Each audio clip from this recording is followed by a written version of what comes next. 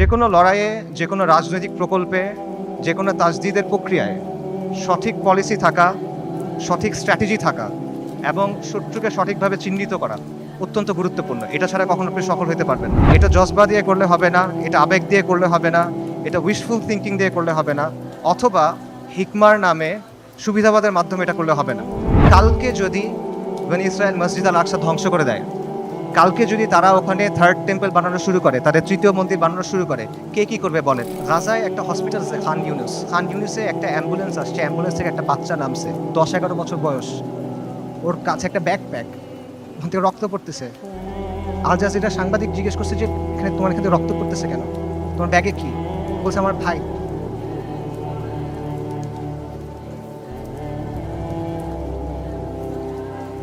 বাচ্চারা, ডাক্তাররা ব্যাগ খুলে দেখছে যে একটা 5 বছর বয়সী বাচ্চার ডেড বডি, পুরো বডি নাই, ছিন্ন বিচ্ছিন্ন বডি। যারা আমাদেরকে হত্যা করতেছে, যারা আমাদের উপর আগ্রাসন চালাচ্ছে, তাদের নিয়ে আমাদের মধ্যে মুগ্ধতা কাজ করে। যারা পরাজিত জাতি, তারা সবসময় বিজয়ী জাতির অনুকরণ করে। ওয়ামা লাকুম লা তুকাতিলুনা ফি সাবিলিল্লাহ, তোমার কি হয়েছে, তোমাদের কি হলো, তোমরা কেন আল্লাহর রাস্তায় কিতাল করতেছো না? আল্লাহ সুবহানাহু ওয়া তাআলা বলেন ওয়াকাতিলুহুম হাত্তা লা তাকুনা ফিতনা, ওর সাথে কিতাল করো যতক্ষণ পর্যন্ত ফিতনা দূরীভূত না হয়। এটা স্পষ্ট। আল-কুদস উমর রাদিয়াল্লাহু আনহুর সময় কিভাবে ফাতা হয়েছে, আল-কুদস সালাহউদ্দিন আইয়ুবীর সময় কিভাবে ফাতা হয়েছে, এগুলোতে মানে জটিলতার কিছু নাই, এটা স্পষ্ট উত্তর। কিন্তু এই উত্তরটা আমরা নিতে পারতেছি না। ইসরায়েলকে সবচেয়ে বেশি সামরিক সমর্থন কে দেয়? আমেরিকা। আসমান থেকে ফেরেশতা নেমে এসে আপনার জন্য জিহাদের দরজা খুলে দিবে না? আল্লাহ, আপনি আমাদের কাছ থেকে নেন, যতক্ষণ পর্যন্ত আপনি খুশি না হন আপনি আমাদের কাছ থেকে নেন, আমরা প্রস্তুত আছি। এই কথাটা যখন আমরা বলতে পারবো এবং এই কথার উপর যখন আমরা আমল করতে পারবো, যখন আমরা বলবো ইয়া আল্লাহ আপনি নেন, ততক্ষণ পর্যন্ত নেন যতক্ষণ আপনি সন্তুষ্ট না হন, তারপর আপনি আমাদেরকে আল আকসা দেন, তখন আল কুদস আপনি মুক্ত করতে পারবেন, আগ পর্যন্ত পাবেন না। বিসমিল্লাহির রহমানির রহিম। ইন্নাল হামদুলিল্লাহ ওয়াসসালাতু ওয়াসসালামু আলা রাসূলিল্লাহ ওয়া আলা আলিহি ওয়া সাহবিহি ওয়া সাল্লামা তাসলিমান কাসীরা। আম্মা বা'দ। রাব্বি ইশরাহ লি সাদরি ওয়া ইয়াসসির লি আমরি ওয়াহলুল উকদাতাম মিন লিসানি ইয়াফকাহু কওলি। ওয়া ক্বালা সুবহানাহু ওয়া তাআলা আউযু বিল্লাহি মিনাশ শাইতানির রাজীম।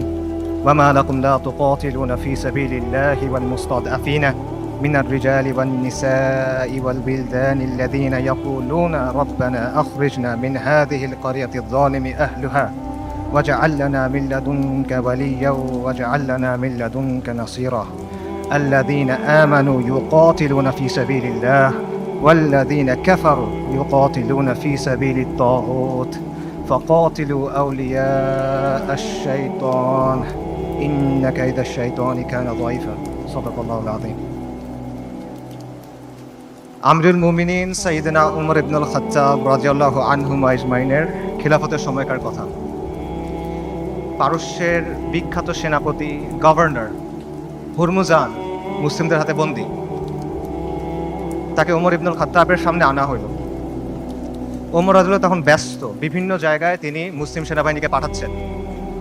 তিনি হুরমুজানকে প্রশ্ন করলেন যে আমরা মুশরিকদের ভূমিতে অভিযান পাঠাচ্ছি, এই ব্যাপারে তোমার কি মতামত?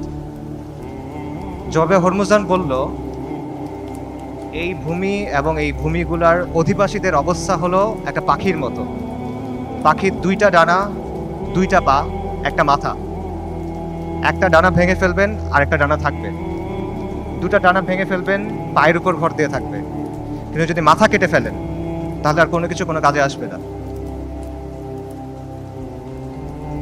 মুসলিমদের শত্রুদের অবস্থা হলো, একটা ডানা হলো রোমের কাইসার, রোমের সম্রাট, আরেকটা ডানা হলো পারস্য, 2টা পা আর মাথা হলো খসরু।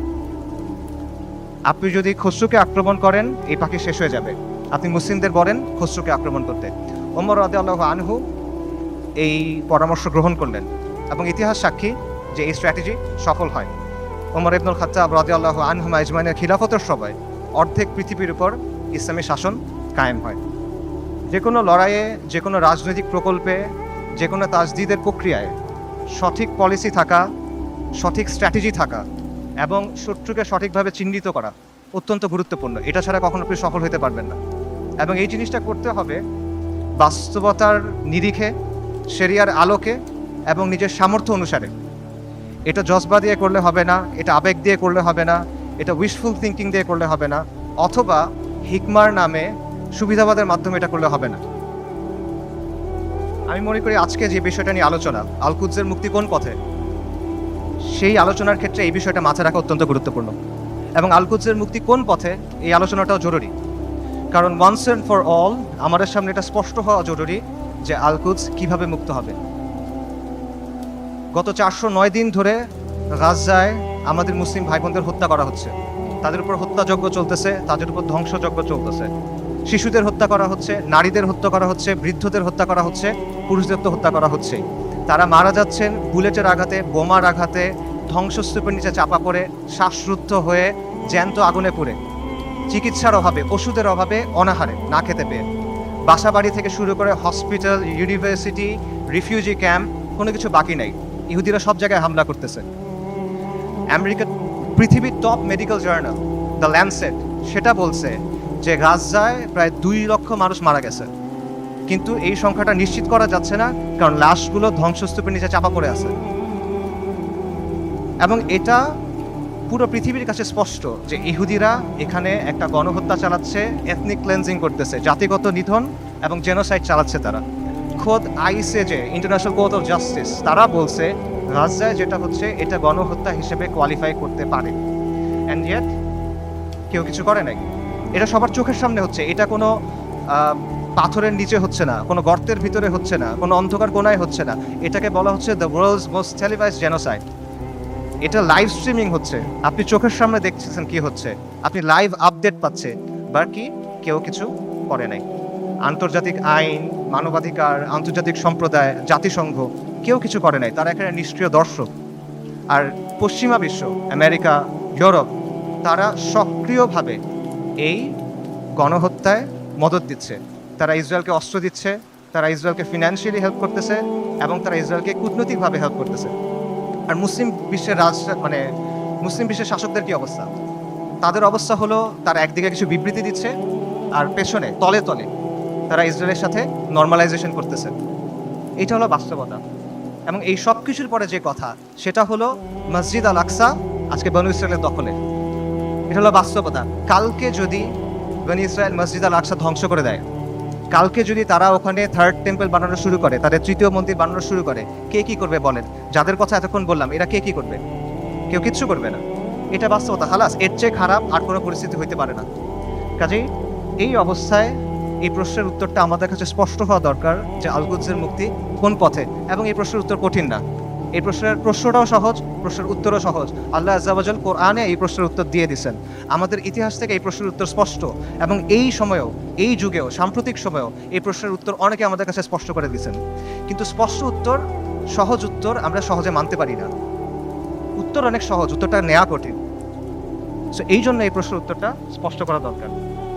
আমি আসলে এই জন্যই আজকে আসছি। আমার এখানে আসার কথা ছিল না। I had different plans. এই সেমিনারটা আমার অ্যাটেন্ড করার কথা ছিল না। যে কয়টা কারণে অ্যাটেন্ড করা, তার অন্যতম বা প্রধান কারণ হলো যে আমার কাছে মনে হয়েছে আমি অনেক জায়গায় গেছি, অনেক কথা বলছি, বাট এই কথাগুলো বলা হয় নাই, এবং এই কথাগুলো বলা প্রয়োজন। সো এগুলো বলার জন্য আমি আসলে এখানে আসছি। এবং আজকে দেখবেন যে অনুষ্ঠানের যে অন্য টপিকগুলো আছে, সেটার সাথে আমার টপিকটা একটু ডিফারেন্ট। মূল টপিকগুলো হলো যে ইসলামের প্রস্তাবনা, সমাজের ক্ষেত্রে, রাষ্ট্রের ক্ষেত্রে। এই টপিকটা একটু ডিফারেন্ট, কারণ আমি রফিক ভাইকে বলছিলাম যে আমি সেমিনারে আসবো, বাট আমাকে এই টপিকে কথা বলতে দিতে হবে। আমি আসছি দুইটা কারণে। এক হলো আপনাদের সামনে স্পষ্ট করে দেওয়ার জন্য যে আল কুদসের মুক্তি কোন পথে, যাতে আপনাদের কোনো অজুহাত না থাকে, আপনারা যেন পরে গিয়ে বলতে না পারেন কেউ আমাদেরকে বলে নাই, আমরা জানতাম না, আমরা বুঝি নাই। এই অজুহাতটা সরায় নেওয়ার জন্য আসছি। আর আমি এই জন্য আসছি যাতে যেই দিন আল্লাহ আজ্জা ওয়া জালের সামনে গিয়ে দাঁড়াইতে হবে আমার, সেদিন যেন আমি এইটুকু বলতে পারি যে আমি কিছু করতে পারি নাই, কিন্তু এই কথাটা আমি আমার কমের সামনে বলছিলাম।